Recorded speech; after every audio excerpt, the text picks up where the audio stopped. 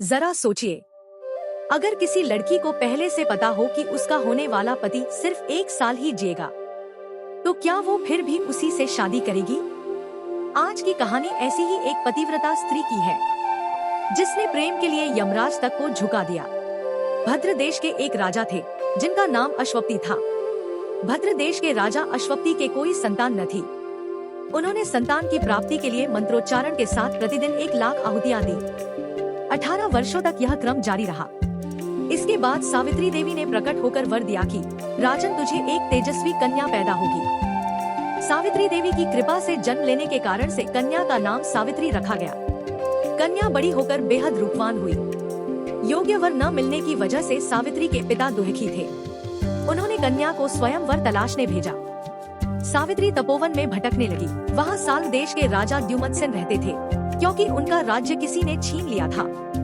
उनके पुत्र सत्यवान को देखकर सावित्री ने पति के रूप में उनका वरण किया।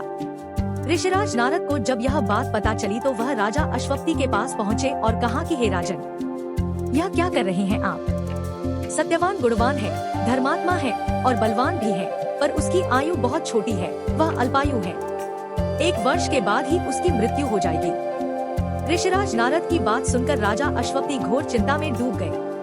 सावित्री ने उनसे कारण पूछा तो राजा ने कहा, पुत्री, तुमने जिस राजकुमार को अपने वर के रूप में चुना है वह अल्पायु है। तुम्हें किसी और को अपना जीवन साथी बनाना चाहिए। इस पर सावित्री ने कहा कि पिताजी, आर्य कन्याएं अपने पति का 1 बार ही वरण करती हैं, राजा 1 बार ही आज्ञा देता है और पंडित 1 बार ही प्रतिज्ञा करते हैं और कन्यादान भी 1 ही बार किया जाता है।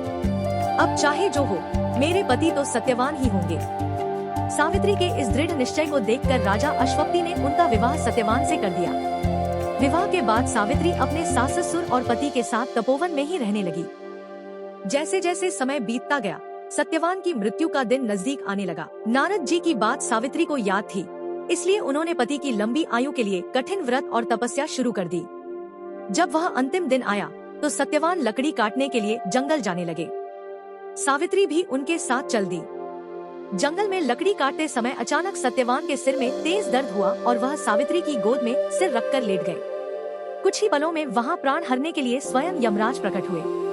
यमराज जब सत्यवान के प्राण लेकर जाने लगे तो सावित्री भी उनके पीछे पीछे चल पड़ी। यमराज ने उन्हें बहुत समझाया कि यह सृष्टि का नियम है, लेकिन सावित्री के पतिव्रत धर्म, बुद्धिमत्ता और निष्ठा से प्रसन्न होकर यमराज ने उन्हें 3 वरदान मांगने को कहा, पति के प्राणों को छोड़कर।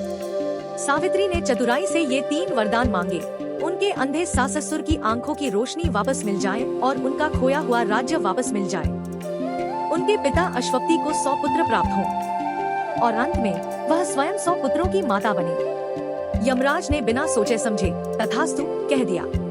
तब सावित्री ने यमराज को याद दिलाया कि एक पतिव्रता नारी के लिए अपने पति के बिना मां बनना कैसे संभव है। यमराज को अपनी भूल का एहसास हुआ और सावित्री के धर्म व चतुरता के आगे झुकते हुए उन्होंने सत्यवान के प्राण वापस लौटा दिए। यही कारण है कि आज भी हिंदू धर्म में अपने पति की दीर्घायु के लिए महिलाएं वट सावित्री व्रत रखती हैं और माता सावित्री को याद करती हैं।